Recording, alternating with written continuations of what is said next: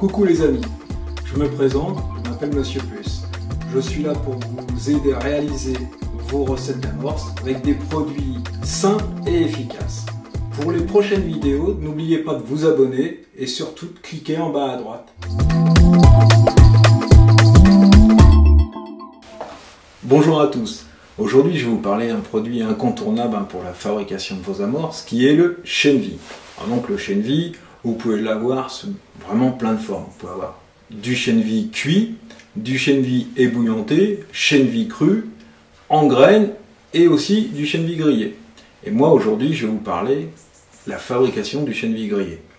C'est-à-dire, le chènevis grillé, c'est un produit très attractif qui va faire vraiment travailler vos amorces. Moi, je l'utilise en étang ou dans les petits canaux.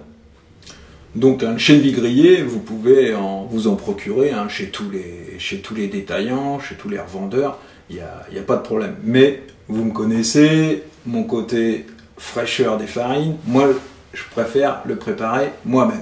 Donc je vais vous montrer comment on peut le faire.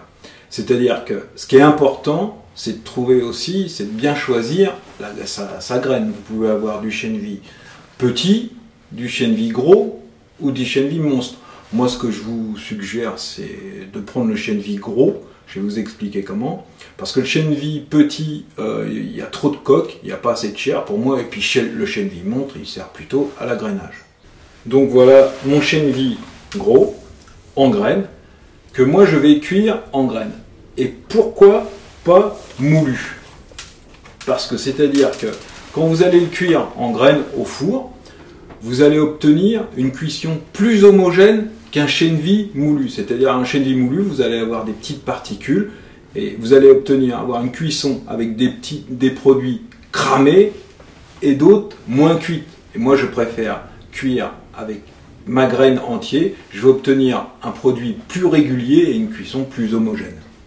Alors la première étape, c'est d'étaler mes graines sur une plaque, comme ceci. On étale, voilà. On étale comme ça, on en met sur la plaque.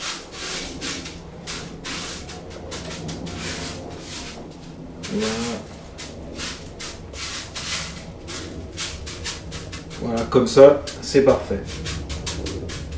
Et maintenant, je vais le passer au four. En fait, là, moi, j'ai mis mon four à 150 degrés et en mode ventilation. Donc il ne me reste plus qu'à enfourner mes graines.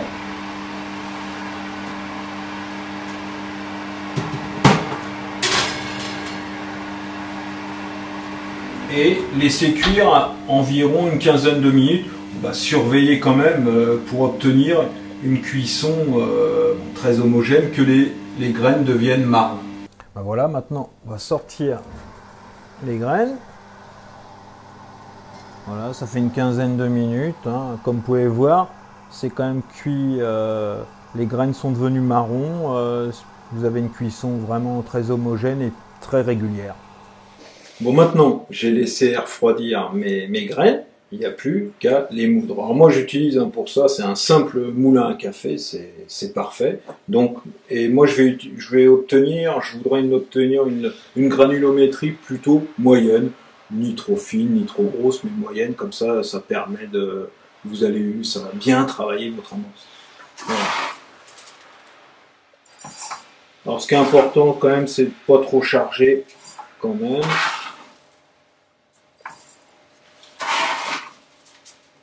Voilà, comme ça, on en met à peu près la moitié.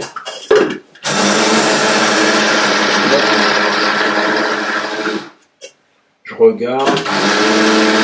Voilà, là, bon, c'est une granulométrie qui me va bien. Voilà, c'est une granulométrie pas trop grosse, pas trop fine, moyenne. Comme ça, ça permettra d'être efficace dans votre amorce. Alors voilà le produit fini, une jolie couleur, marron, vraiment une belle cuisson bien homogène et qui dégage une odeur vraiment très très forte. Et là, les gardons vont vraiment apprécier. Et maintenant, comme d'habitude, le bonus de Monsieur Plus. Je vais vous donner une recette à base de chènevis grillé pour pêcher le gardon en étang et en canal.